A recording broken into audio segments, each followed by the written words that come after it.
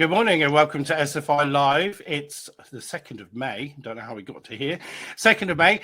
And we've got a lovely themed webinar for you this time on a subject that you probably all know we're very passionate about, and that is green finance and specifically green mortgages. So we've got a couple of cracking guests for you today. I'm just going to wait for a few more people to join just so that we don't have to do introductions twice.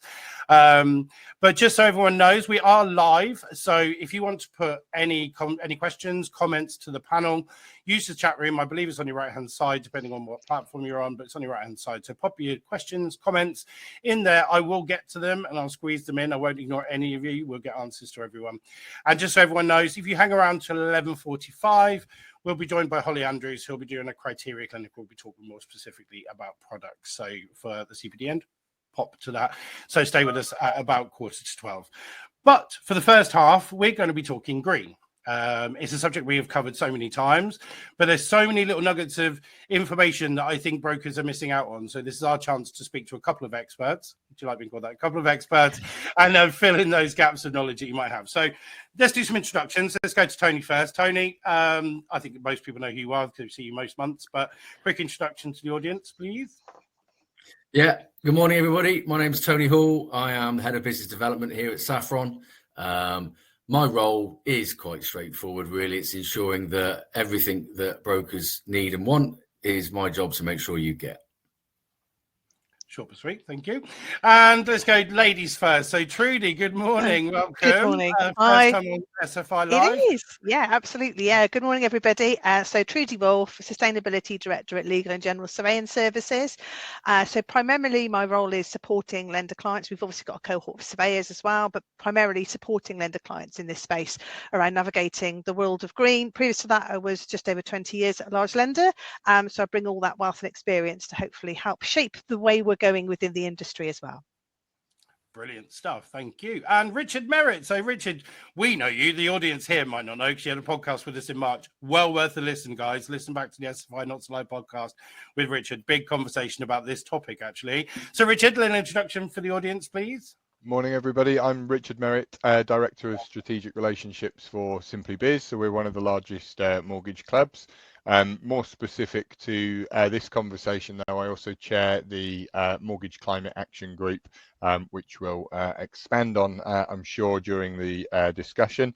To your point on expert, Jay, I'm not sure I can classify as an expert on green and sustainability, but I'm certainly passionate about it and looking at the reasons why it's important that the intermediary market in particular support this crucial agenda. I think the comparison was between Tony and I. Yeah. You're going to be educating us as much as the audience, I think, on something. So that was where that was going. Well, you just keep me up really nicely. So just a reminder, use the chat room. And good morning, everyone. So do put your hellos in there and just let us know you're here.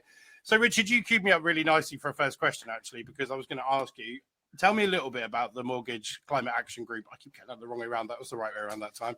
And just what you do and what it's all about. Yeah, so we are a collection of the largest distributors in the industry. So it includes SimplyBiz, Legal and General, Sesame Bankhall Group, Primis, Paradigm, Openwork, HL Partnership, Mortgage Intelligence, and TMA Club. Completely not closed, so if others do want to join, they are more than welcome. And we are now the working group for the Association of Mortgage Intermediaries on all things green, so sort of driving thought leadership. The reason it came about, though, is when the industry started to talk about green, I certainly was going along to a lot of things and hearing the words, advisors are going to have to. And it's, well, hold on, I don't think advisors are going to do anything unless we give them the tools and education to be able to do so. I certainly haven't come across an intermediary business that's got an ESG strategist or a sustainability director, but all of the big corporate entities, lenders, distributors, surveyors with Trudy now do. So I think we have a responsibility to distill the information that we're seeing that's out there and be able to help intermediaries to have the conversation. And intermediaries are going to be crucial to this journey because mortgages are increasingly more with the complexity that we've seen over the last few years. They are very much the preserve of the intermediary market here. I've seen data to sort of suggest it's about 90% of mortgages intermediated at the moment, and therefore intermediaries are the trusted entity that customers will go to. So they are going to be very, very crucial to opening up that conversation. So we felt it was our responsibility to help them do so. And the FCA released an article just last week, or a comment just last week, saying the same thing, didn't they? That it was really vital that intermediaries get involved and get educated and start to drive this. So, well, if nothing more, it will become an increasingly regulatory and compliance requirement, I think. Good stuff. So, Trudy, the landscape of green's changed quite a lot. I mean, 2019, when the Green Finance Institute, we were going to talk to them previously, but they were launched 2019. There were 3 green mortgages back then. The landscape's changed quite a bit. What sort of change have you seen, and what's really impressed you? Yeah, I think, to be honest, we've seen a huge shift change in this area. I think many years ago we just saw some of the larger lenders coming out with their sort of green mortgage offering, and I think it was very much rewarding people for buying a new build property. Anything that's AB or possibly C rating, come to us and we'll give you a mortgage off the shelf. That was pretty much all it was doing. So I think we've definitely seen a shift change in that area. I think lenders are a lot more aware now of what needs to change and happen in that space. So I'm sure we'll cover the word greenwashing quite a bit in this session. But I think they're very much aware of not just providing a mortgage for somebody buying new build. There are still those there, and I think there's a place for that, absolutely, as we're seeing those more energy efficient properties.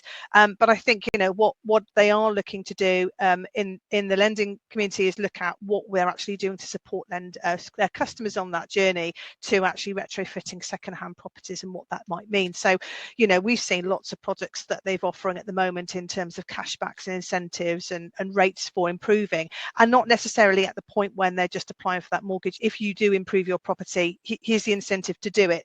And I think just to be aware, we're in a cost of living crisis, so not everyone's going to be able to afford to do everything straight away. And I think we'll see people looking at different things they might want to do to improve their property over a long period of time. And I think lenders are definitely in that space at the moment now of being able to provide that support and those projects for those customers to incentivize them to make those improvements. I think one of the points you mentioned is what has sort of impressed me the most. I think what I am starting to say is that, and I know we'll talk more about this, I'm sure, but how lenders are helping their customers with more around education, around what they can do to improve how they're operating their properties. I'll talk probably a little bit more about that a bit later, but I think that's one of the things that impressed me most. It's not just about providing projects to tick a box, it's actually seeing the bigger picture. So that's what's probably impressed me the most. Thanks, Trudy. Richard and Tony will come to you on this one as well in a second. But Richard, any particular innovations you think, oh, this is new, this is exciting? As Trudy just mentioned, there's been a few. And is there anything that you sort of stood out to you and you thought, oh God, people are really starting to think about this now? Yeah, so I think for me, I would agree with Trudy. I think the principal changes that have really started to resonate are those that are around the educational piece. For me, I think the most exciting one is the change that Lloyds have made to their application system. So the fact that they are now forcing brokers to enter the EPC rating to a property. And whilst that it may seem like a minor change, for me, this is instilling the appropriate behavioural change in the advice journey. So they've got to go away and check, which means that they have to start having the conversation with the customer. And that's what the absolute sort of crux to cracking the nut of this is, making sure that it is discussed with everybody. So that's a great start. They've then added to that with a partnership with the Energy Savings Trust to launch the Home Energy Savings Trust tool, which is a useful starting point to actually look at insights into things that a customer can potentially do to their property. And for me, what's great about that, jumping on Trudy's point, is yes, there are a lot of cost implications, and with the cost of living crisis, is it going to be everyone's priority? Probably not. But I think the area that the industry can focus on here is actually the potential cost savings through making sustainability changes to your property. And there are some sort of very small measures that people can take to be able to positively impact their energy bills. Beyond that, in product space, I've spoken at quite a few events recently, and I think the opinion amongst intermediaries at the moment, and probably quite rightly so, is that not enough has been done to step beyond the products that just reward people with A to C rated properties, or people who are buying a new build, as to Trudy's point. But the point that I make, it has to start somewhere.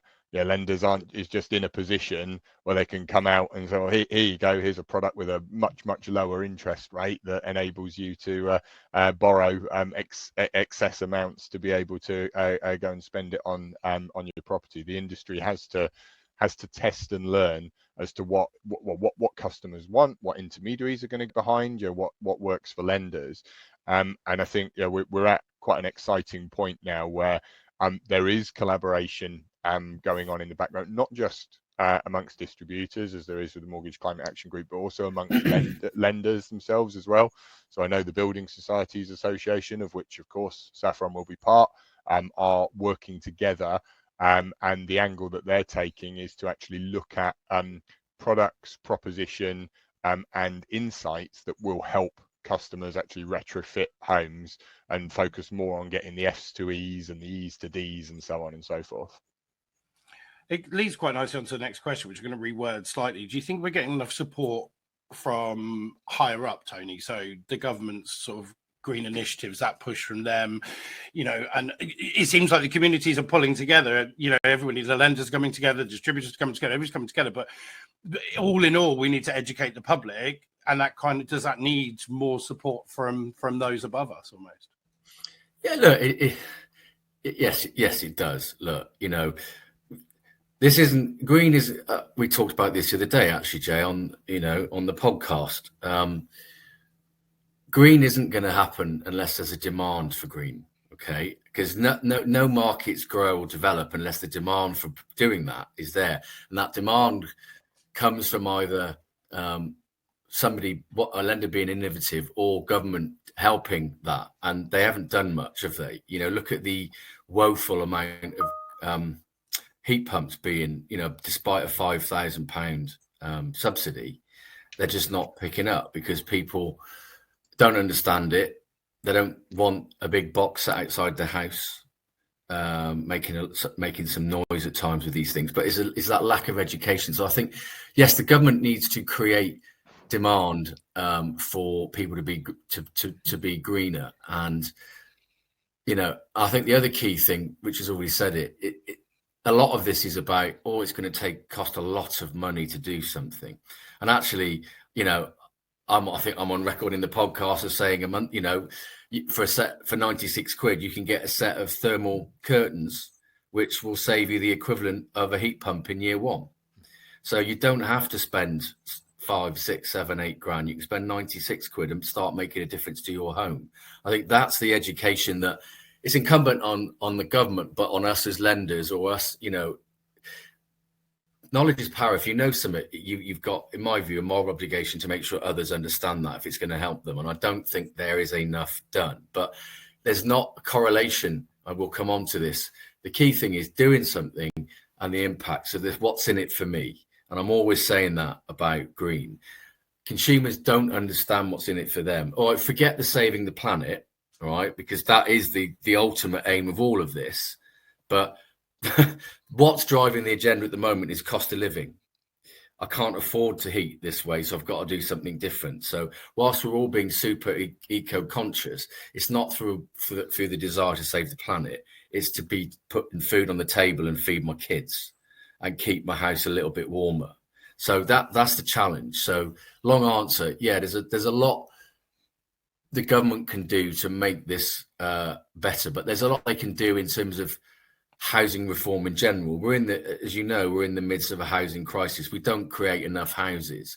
We've got an aging housing stock that doesn't suit itself to being made more environmentally, and we'll come on to that, more environmentally better and saving money. And we don't build enough environmentally friendly and energy efficient houses anyway. So we've got the government. It's got to start somewhere. Yeah, I'll shut up here because I'm just ranting on. So I forgot what you my are. word for this topic So is we'll to let go back. everyone go, because it's always so interesting. Everyone to go off the rag, because I think we all have such strong opinions, and it's really important that we all get them out.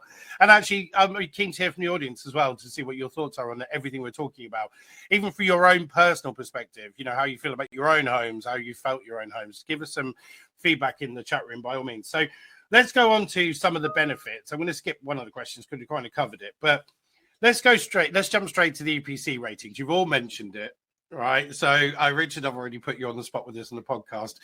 So Trudy, I'm going to come to you first. What are your thoughts on EPC ratings? Are they the be all and end all? You know, can they be improved? You know, just a general opinion, your consensus in your field of expertise. Yeah, and I'm sure we could probably take the rest of this session up just talking around EPC. So there's a couple of things for me. So I think, there have been challenges with EPCs. I think in terms of accuracy, in terms of what we haven't covered, of course, is how long an EPC lasts. 10 years arguably is too long. We know, for example, people do. I myself personally have made changes since I bought my property. So I know, for example, my EPC is out of date, but technically it looks worse than it probably is on paper. So there's a couple of things I think for me here is they are heavily influenced by obviously the fuel type, as well as energy consumption. That there are concerns obviously that it's not actual energy use or even attached to the building they're attached to, which we know has been a challenge. And I think there have been lots of conversations in the industry around getting them connected to meters to get actual usage, sort of something more live. So there's lots of variations on what that can look like. However, I think one thing to say is that it's the only sort of measure that we've got currently that's available. So I'm sure there will be changes coming. I know, again, we talk around government, but they have been looking at, the task force. They were looking at, there was a consultation a few years ago about EPC, and I was really sort of trying to find out the outcome of that and heard nothing more. So I think there are challenges with EPCs. I think in some ways around the costings that sit behind it. So somebody looks at their EPC and says, well, actually it's going to cost me extra, and they do some improvements and actually it's not true to life. So I think it's with caution. However, I think accuracy can be improved. I mean, for example, we've just trained our surveyors up to complete EPCs, and if you look at an EPC from a few years ago, you'll see that a lot of the information is assumed or as built, so that obviously feeds into the calculator. So I think having accurate EPCs are going to be key. Having them up to date is going to be key, because using the most up to date and relevant costings in the background. But I think that there are challenges around that. There is more that can be done, but I think it's probably fair to say there's a lot of challenges out there at the moment. There's lots of properties that what we haven't come on to yet is those difficult properties in difficult areas, construction type, that are going to be a challenge. There's going to be a hard category in amongst this as well. So I think there does need to be more, but I think there have been improvements. With the SAP rating that sits behind the calculator on EPCs, and we've seen that updated. It probably could do with more information going into there and bringing it more up to date, but it is the best measure we've got at the moment. And I think we get a little bit hung up on EPCs. I think it's a really good measure. When you look at the changes, I think we've mentioned some of those things are small. They are like, thermal, blinds, insulation, lighting, just simple things around operating a property and how you're using it, not necessarily big financial costs to a person to upgrade. So I do think there is more that needs to be met. But I think one thing that we haven't touched on that I'm really keen that we don't forget in this session is around net zero, because I think we all get a little bit hung about getting from a D to a C to a C to a B rather than actually the bigger picture. And that's really what this is trying to do. So it's educating and moving on through. So EPCs have their place, but I think there's more that can be done in that space. Richard, you're nodding away. I presume you agree with Trudy. Wholeheartedly agree with what Trudy said there. We have to have a vehicle, and just jumping on the point that she's made there around net zero. EPCs don't measure carbon usage. They are the energy efficiency measure for the home, but they don't actually measure the usage or the behaviour of the home.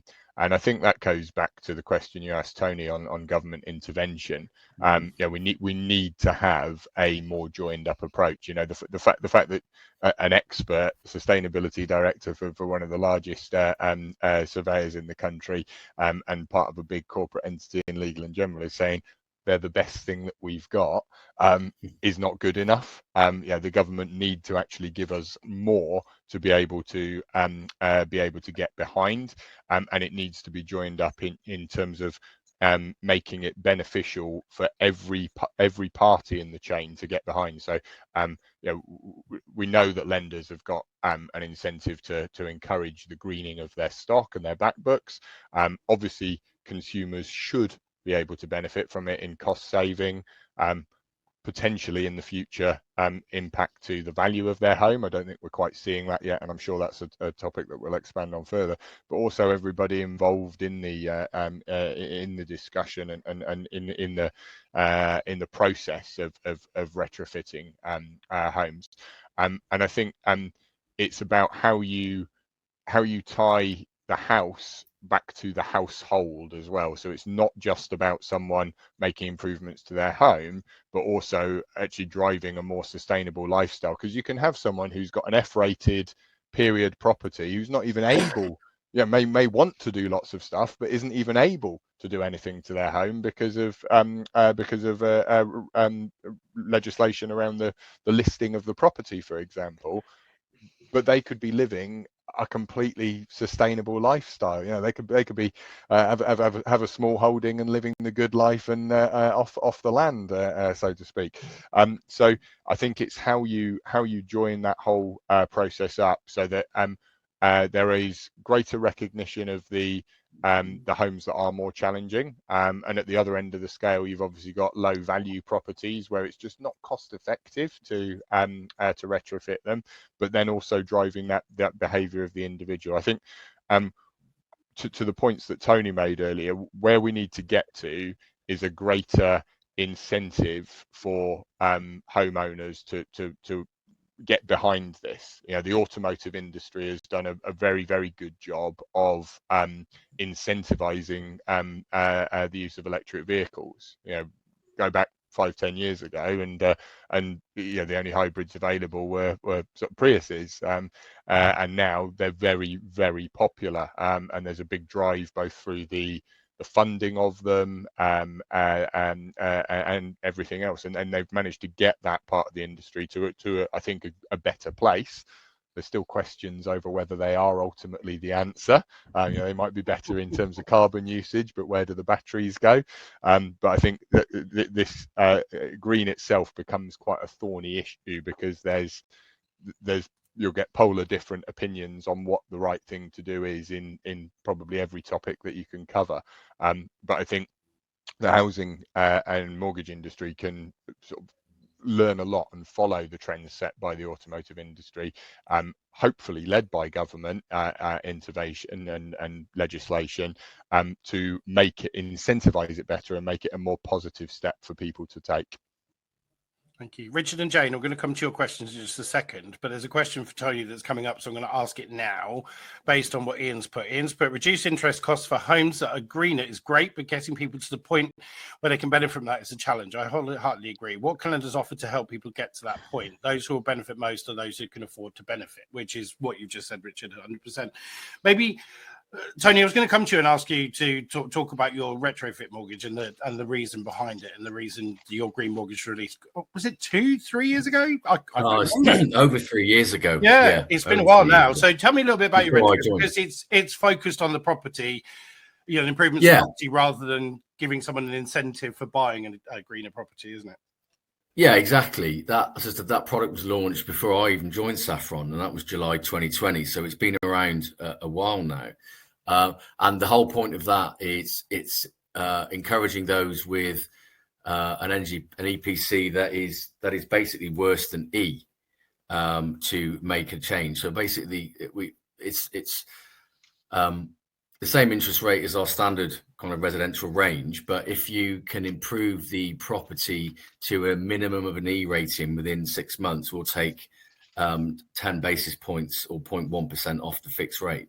So it is encouraging those in the majority of UK housing stock, which is not a C or lower, to make see a material, make a difference and see an impact in their monthly payment as a result.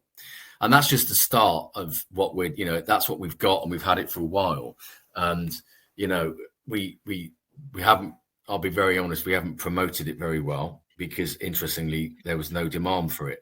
But that's right, that's growing now, and we do more with it. But that's kind of the start of our journey, and I'm sure we'll come on to that. But we're now fully looking at our whole, everything we do. It's not about having green products, it's about being a green lender. So I'm sure we'll talk about that in a bit. But I want us to go beyond going, look at our 3 products that we do, to know we're just green. Everything we do links to helping people and the planet.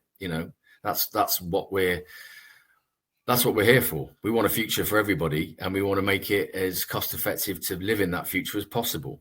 Who wouldn't want to do that? And in a cost of living crisis, you'd have thought, this whole topic, you'd have thought actually consumers would immediately be drawn to this, to go, actually, I need to reduce my bills. I need to get my house to a point where it's easier to run and go forward. There's a real benefit in there, a cost benefit, like in respect of focus on it, you get cheaper bills. But yeah, it's a challenge on the consumer side. So let's see if there's an incentive with these EPC ratings. Trudy, we're going to ask you. does the EPC rating improve the value of your home? Yeah, goodness, yeah. I'm opening a can of worms here, I know. Yeah, no, it's a really good question. I get asked this quite a lot, obviously, as we've got surveyors, and I do a lot of work with the RICS, so I sit on a number of their working groups as well and around this. And I think, it's definitely gaining momentum, particularly with our body that we represent in RICS, but I think generally we're seeing this being reviewed across the board. So I think one thing I'll be really clear from a valuer's point of view is that we don't set the market, we reflect it. So we value for lenders at the date of inspection. So what is a willing buyer and a willing seller? That's a red book phrase. Willing to pay for that property here and now. So I think there's a couple of things that we're seeing that have changed here. We know that Rightmove came out with their Green Homes report last year. I think they've got another one due out next month, and they definitely saw they said they were seeing a correlation between EPC and property values, basically.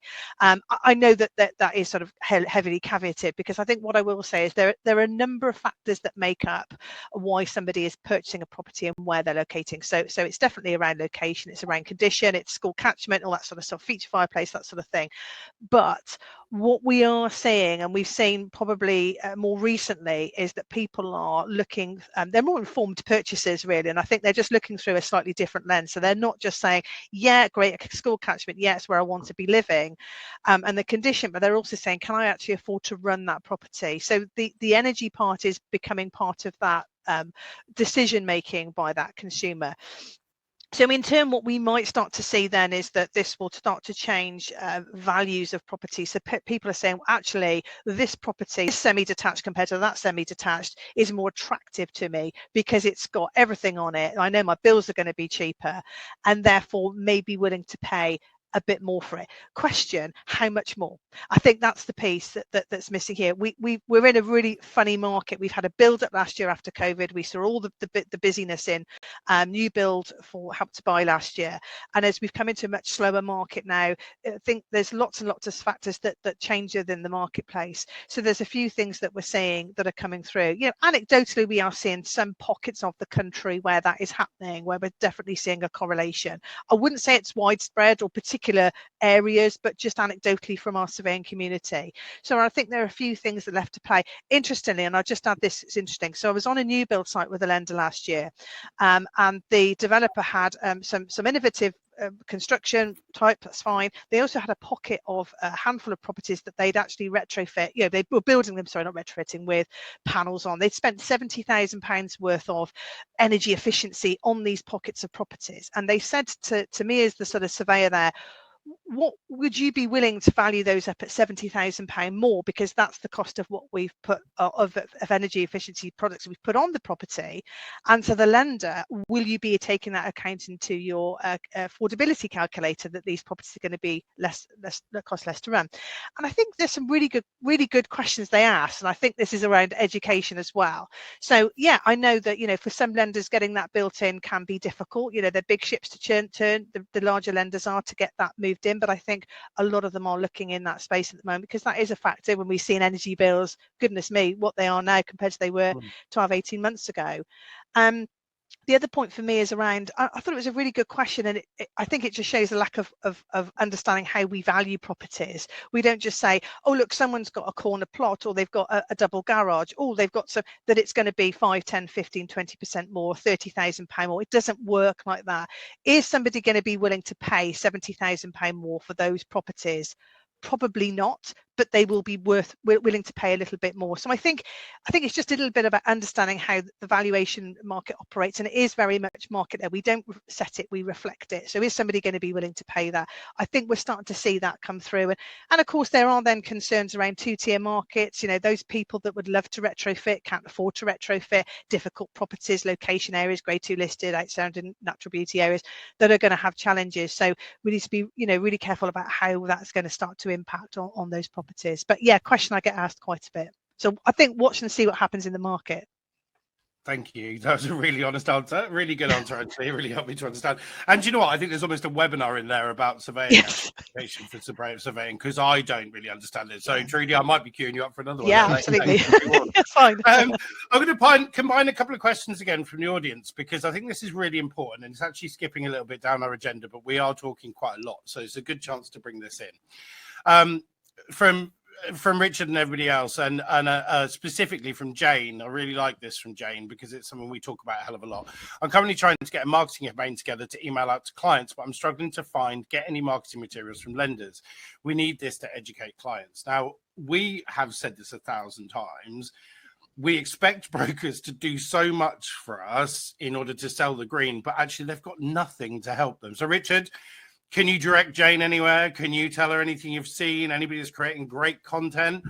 If not, do we need to kick a few lenders up the butt and start, you know, this process moving? Yes, absolutely. So there's some great stuff out there. And being honest, Jane, you probably will have to do a little bit of work to collate it yourself, but I can direct you to. So starting point is the Green Mortgage Advice website that Amy have built, which was in conjunction with the Mortgage Climate Action Group and also the Green Finance Institute. So the web address for that is www.greenmortgageadvice.uk.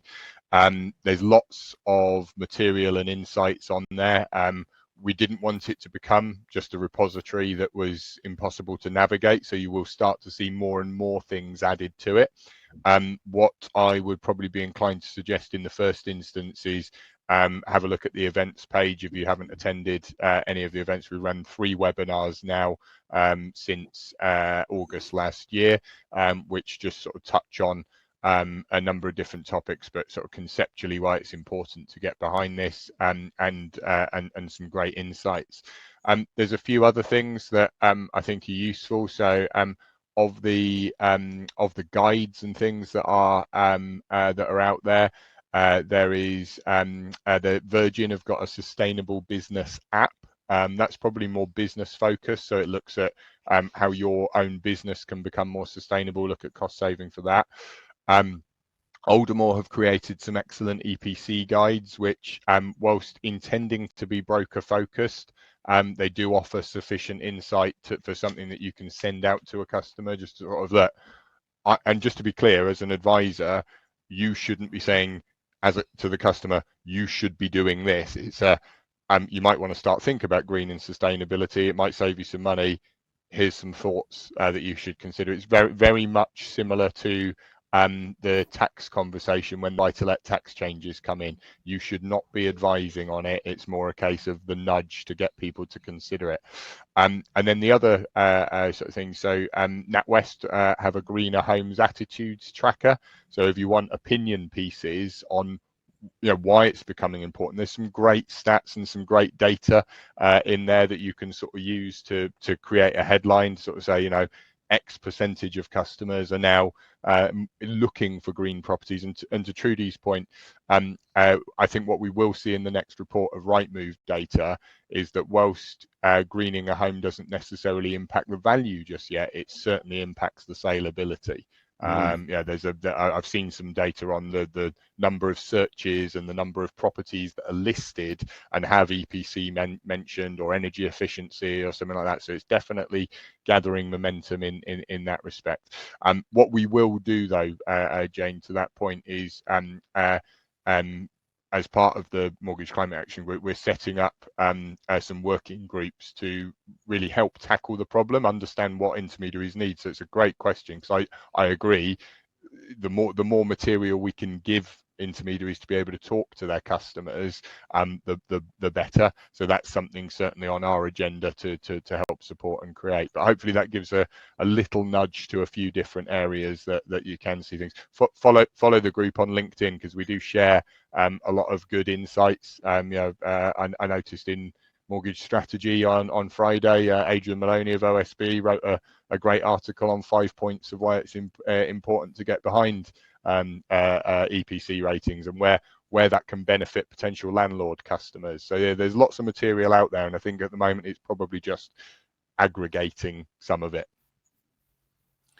Thank you, Richard. That was really, really helpful. Leanna, I'm just going to answer your question on this.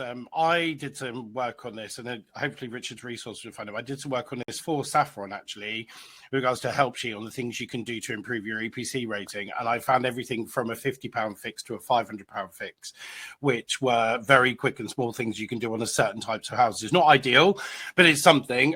So it is out there. So do a quick Google, have a look around. But I think the wider conversation, Tony, you mentioned it already when you were talking about your retrofit mortgage. You know, we didn't market it enough. So there are plans in the footing from you, and I'm sure there are other lenders, that, you know, these are sorts of things we need to let brokers know, isn't it? What the benefits are to the consumer, to those overall, their customers, and making sure that they can see. Yeah. No, exactly. You know, which you said it all. It's all about the broker can't say to somebody, you've got to do this. But I think, you know, there's a moral obligation. Again, as I said earlier, if you're in receipt of knowledge that you know is going to better somebody, then it's incumbent on you, in my personal belief, to share that in the right way, and I give them a choice to make. You know, life's all about choices. So if you can give someone a choice to make that's going to make a difference to their world, then you should. So this has been very useful for me, because, you know, we have limited content on this at the moment, because we're kind of, whilst we've got the retrofit product, I don't think we probably realised how good it is as a product when we launched it in terms of the market it's fitting.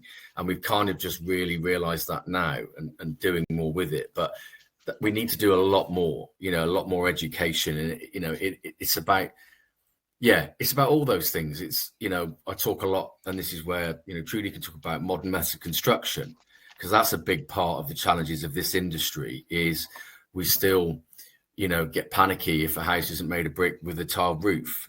We've got to change, you know, we've got to change that. I know Trudy's itching to have a comeback on that. I'm so glad. That's why I deliberately said it, because I know that isn't the case, but that is the case in a lot of cases. Yeah. So I'll let Trudy come back to that one. Yeah. Yeah. Sorry, and it was just going to be a bit that I say to them, but let's bring it in now. Why not? So yeah, I think there's a bit of an education piece here. So we're seeing more. I mean, you know, L&G have got their own modular factor. There's others. There's Ilke. There's lots and lots that are doing more innovative ways of construction, pods, and all sorts of things that they're bringing in. You know, there are challenges in the industry around off-site and warranties, which I won't go into now. But, you know, I think from majority of lenders, particularly the larger lenders, are more than comfortable with that method of construction, as long as they've got the necessary warranty in place. And I think an area that we've definitely seen growing, and dare I say building in that area. And I think in part because it is, you know, I think lenders have to, in many ways, support this. This is the way that we're building for the future. Everyone gets a little bit twitchy about it, you know, when they're saying it's something a little bit more unusual. But I think I'm not talking one-off. We're talking, you know, building large proportions of new build developments here. We've seen lots of developers innovatively in that space doing more and more. And we definitely need to be in approaching that with the right care from a risk perspective, but support as well. Because, you know, what are we building for the future? I think there is a stats that 4 out of 5 homes that are going to be lived in by 2050 have already been built. So you think about what we're building for the future. You know, we're already going to be retrofitting new build in the future if we're thinking 2050 net zero.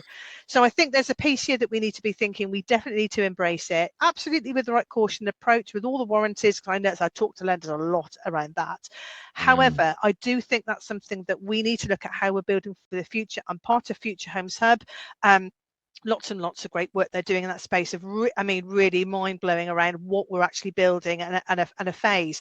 But we need to make sure we've got the infrastructure there, we've got the skills shortage, that we've got the problems, as on new build, as well as materials. So I think it's just absolutely the right trajectory in the right direction of where we're looking at this, but not to be so scared of the innovative methods of construction. What is an innovative methods of construction? Actually, this has been around Exactly. for some time, and I think this is the issue. What is the definition? That's the point. And just to come back on that, look, I deliberately squeeze it in there to get Trudy energized into the conversation, and it's good to see.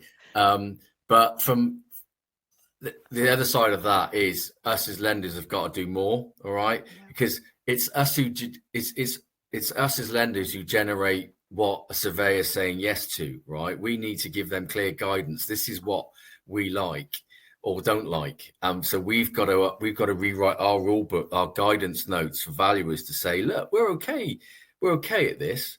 I'll give you one example I've had is where different lenders say yes or no to the same thing, but go through the same valuer.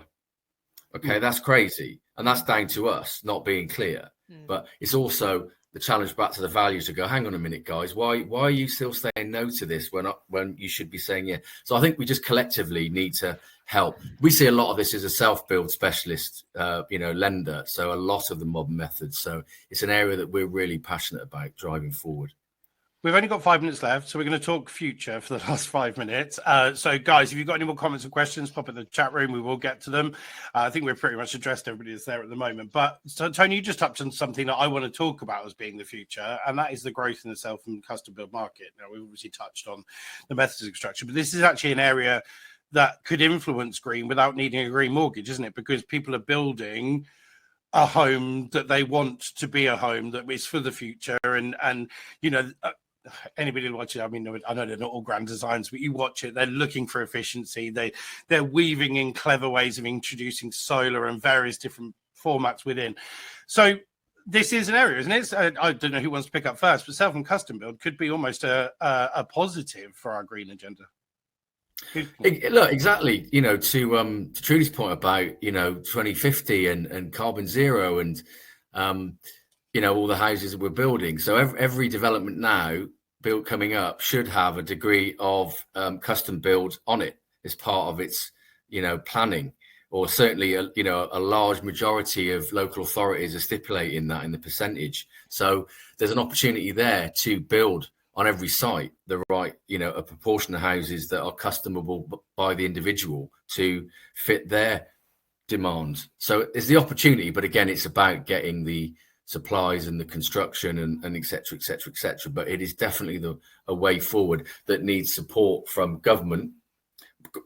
Government's created the sport with right to build and help to build legislation, but hasn't done anything else. So it needs to do more to show people this is a way forward. I think we're in a government limbo at the moment with local elections, general election looming. I think we're going to see a while before any kind of real push on legislation and push on these initiatives. But Richard, to come to you on the future, how do you see the market in, say, 5-10 years' time? These groups are coming together, as we're saying, they're really positive actions happening now. A lot of focus, a lot of attention, a lot of education is due. How do you think things are going to look as time progresses? Could we see every mortgage have a green alternative, perhaps? I think we'll see a lot of development over the next, before the end of this year. If you look back, the last couple of years, there's not exactly been a lot of space for lenders to be able to innovate. Focusing on volumes post stamp duty, and then just on keeping their heads above water and pricing challenges and what have you. Post trust, shall we say? So I think now we actually do have a little bit more space for people to room to breathe and to be able to innovate. And I think and that is definitely coming. We speak to a wide range of lenders all the time about people sort of getting behind this. I noticed a comment from one of the audience. Richard Martin about innovations in the later life market in particular as well. Funnily enough, the call that I was on before this webinar was with the Equity Release Council, who are covering off the topic at their upcoming summit next month. Or this month rather. We're already in May, as you said earlier, Jay, and I know that they're really looking to ensure that their lenders get behind this as well. So I think we will see things progress a lot further. What I'd like to think would happen is we're not actually talking about green mortgages. We're just talking about mortgages, and the focus for all mortgages is to encourage not only people to have a more energy efficient home, which will then hopefully save them cost, hopefully longer term add value to their property, but also focusing on that more sustainable consumption and behaviour in terms of sort of everything that we do. So that's where I'd like to see it getting to, is that it's not a topic, it's just in the ether of everything that the industry, lenders, intermediaries and customers have access to and are able to think about. Great stuff. Tony, I'm just coming to you on that. Anything that you're looking at, anything you're considering? No, just I just echo what Richard says. I'd love to the world where we don't talk green, it just is, and we move on to the next thing that we have to solve, you know. This one's a little bit of a large issue that kind of, you know, if we don't sort it, having a house is irrelevant. Yeah. So that's the kind of the key to it.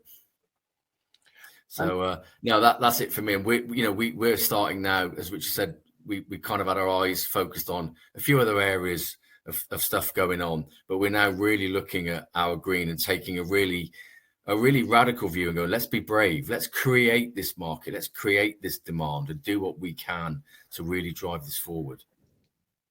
Any closing remarks from you, Judy? Because our time is up. I know we've run over everything. I'm sorry, yeah, just a couple of points actually, just to link in with what Richard just mentioned. So absolutely, it's a journey, it's an education sitting across intermediaries, brokers.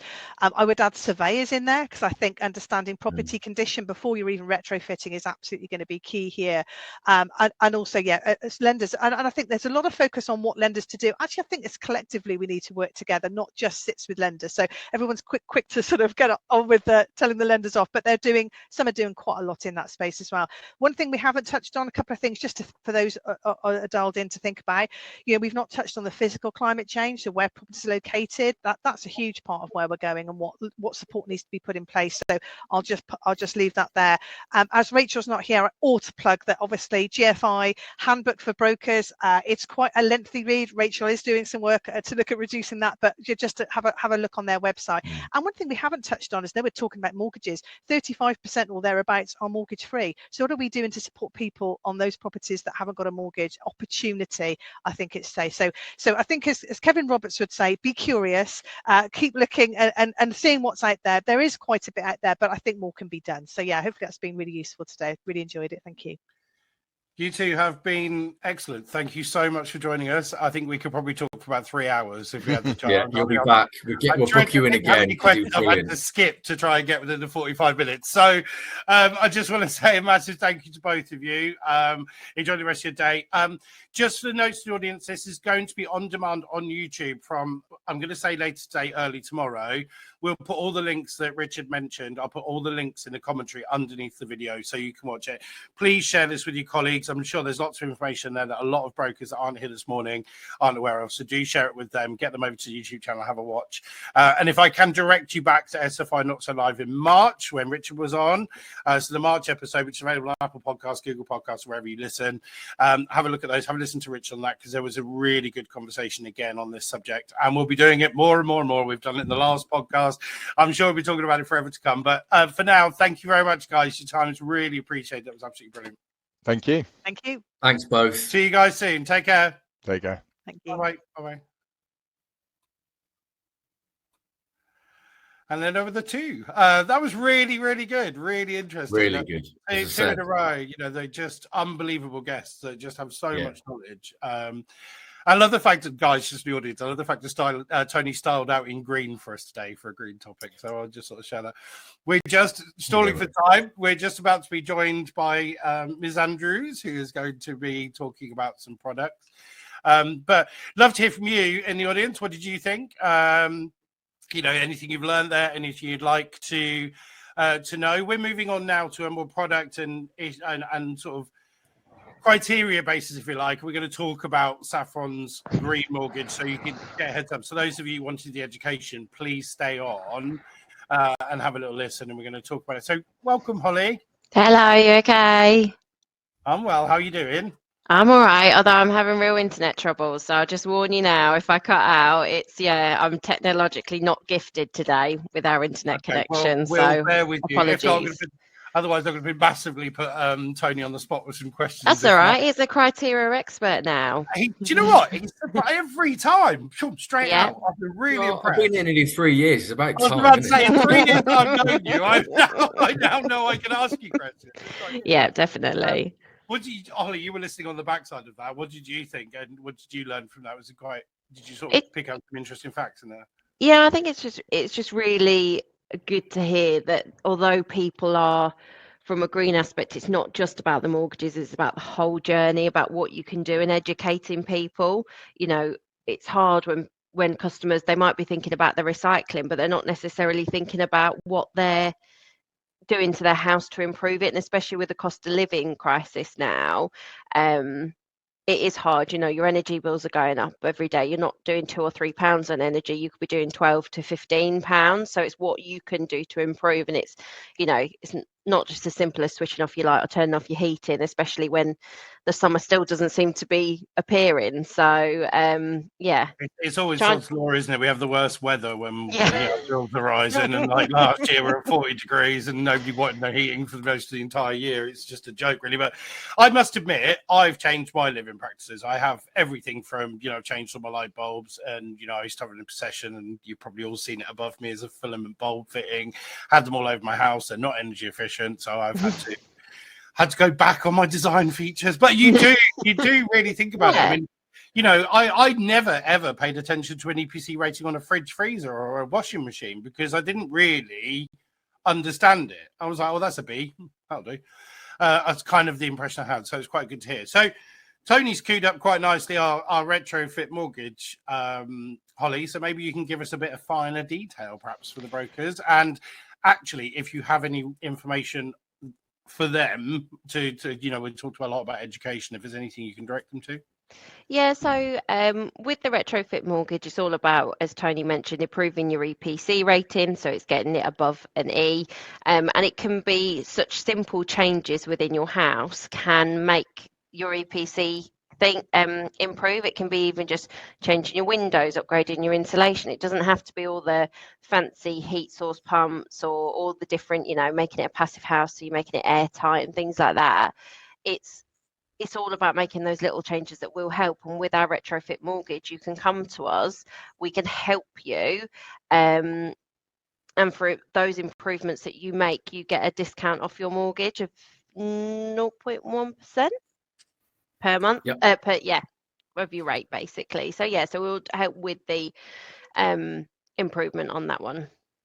So there's a reward for improving. I think that's really key. And I know there was a lot of conversations about, how do we afford to improve? And there was a conversation as well, Tony, about remortgaging and, and incorporating some of this into the remortgage so they can get so they may well be staying in the same home, but they've got a little bit of funds to push it forward. There's lots of innovations to come forward, isn't there? But I think, Holly, what I really need from you is just sort of details on the retrofit with regards to rate. Because it's the same as a typical residential mortgage, isn't it? It's a match. It's not a higher rate that gets reduced. Yeah, so I'm just going to pull up the rate. I wasn't prepared on this one, so bear with me 1 second. So to those that commented in there, I think it's just important to know, this is a reward for making your home better. It's not. We're not piling it on and then charging you the same. We're making it a difference. Just while Holly finds that, the EPC to E. Reason why it's so helpful is a lot of property in this country will struggle to get to anything better than an E because it's old, or as you heard from Richard, there are regulation issues, building consent, or grade 2 listings, just lots of stuff, that actually trying to make your house as efficient as possible creates wider problems. Mm-hmm. because some houses, older than X, are designed to breathe. So if you plug it all up with insulation and windows, you start creating mold, which is a broader problem for you, because that starts to impact your health at that point. And also one of the things where that we've seen happen is that people pay for the spray foam insulation within their roof space, which we as a lender won't accept, and there's quite a lot of other lenders that won't accept it too, because it can affect your resaleability. So a lot of people have been it's been advertised as an easy way to insulate your property and a really efficient way of doing it, but actually it does affect a lot of lenders that it wouldn't be a mortgageable property. Definitely with Saffron we couldn't consider, but yeah, it's an education piece. I know that I've had family that want to look at doing spray foam insulation. The minute they said it, it was like, oh no, you need to reconsider that at this moment in time. You're spot on, and it's not just about the mortgage, it's when you want to sell that house in the future. If someone needs a mortgage to buy it and it's spray foam insulated, the concern with it is when it's sprayed on, at the point of that, the foam itself has moisture, and you're trapping moisture into your roof space. So are you creating more problems? So really think we're seeing people borrowing money to have it removed. Wow. Okay. So it is one to watch that. Have you found the rate yet, Hole? Yeah, I have. Do we fill it up for you? Thanks for filling, guys. So the rate is currently 5.57. That is a 2-year fixed rate mortgage up to 80% loan to value, and it's got a fixed date until the 31st of October 2025 on that one. So yeah, it's a 2-year fix, but it has a longer date, so you get the rate for about 2.5 years. Great stuff.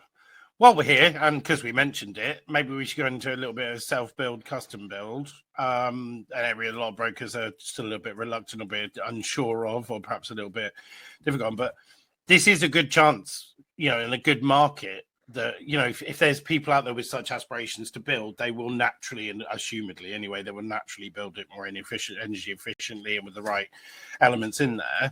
It's not as complex as they might think, is it, Holly, to be a self-build broker? No, definitely not. I mean, with self-build, it's really easy to get my words out here. So it's really easy on the self-build to actually do large renovation projects. So if you're looking to, overhaul the whole house with an extension, with these new methods, more modern methods of construction, and more elements into the house to make it eco-friendly, you can put it on the self-build product range.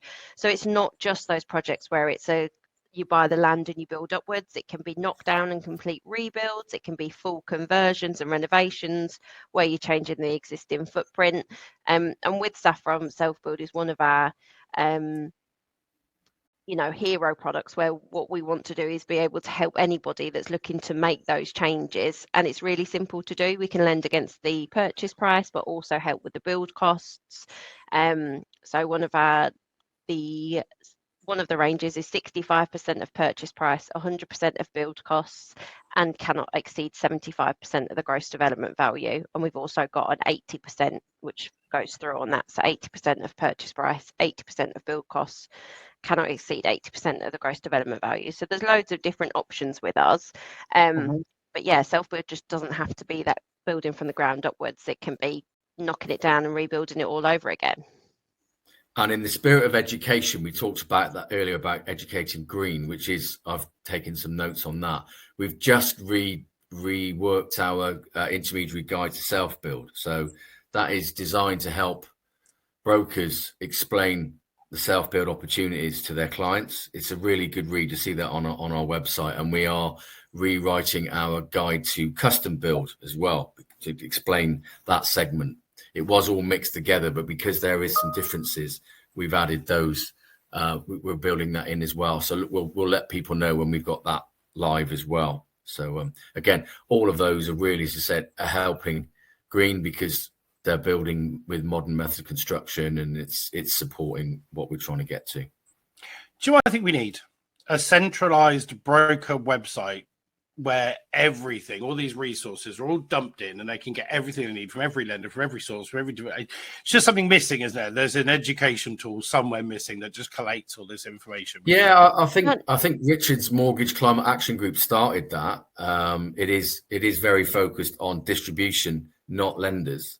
So I think that's a conversation that I have with him to see how do we broaden that potentially and get all the collateral in one and all the real estate in one place, as you say, for everybody to look at. And a helpful on our newly launched self-build guide that we launched this last week, that also has a back page which is full of really useful links, not only for the broker but also for the customer.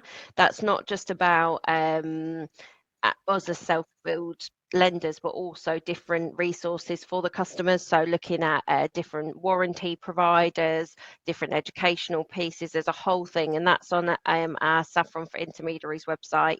If you go into important documents, which is across the top toolbar, you'll see a whole section on self-build, and on there is really useful links. There is all sorts on the website that you can find and find out about different construction methods, but also if you go onto the NAXPA website, which we are proudly a member of, they also have a customer portal which has useful links on it too. Wonderful. We are out of time again. I think we can. That just flew today. Just proves how good the topic was, doesn't it? So, as I said, this will go on YouTube. You'll get a link to an on-demand version very shortly.